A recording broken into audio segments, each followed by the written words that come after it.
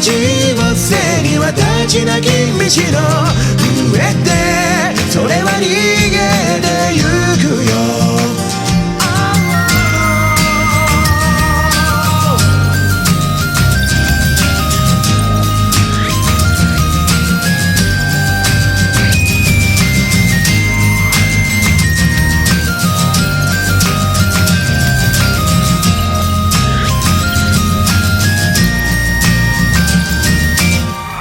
センチメン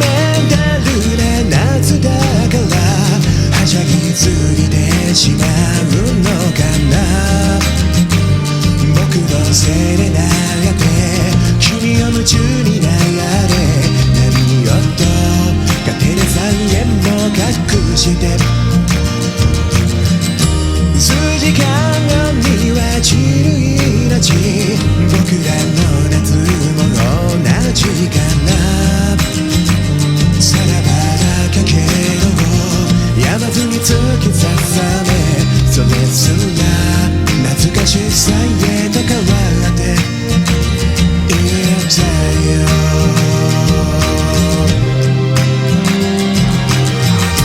アンコールのような週末魚は泳ぎ疲れてしまったのだろう。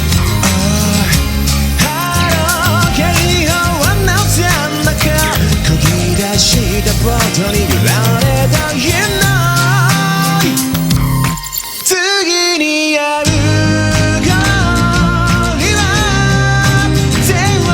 うものにもなれありふれていたいだがダメの結論と締めてあなたの胸の炎になりたいサイクルを抜け少しだけ浮き立ち高鳴る未来それをそっと捨ててゆくくらいじゃないかドラミャソ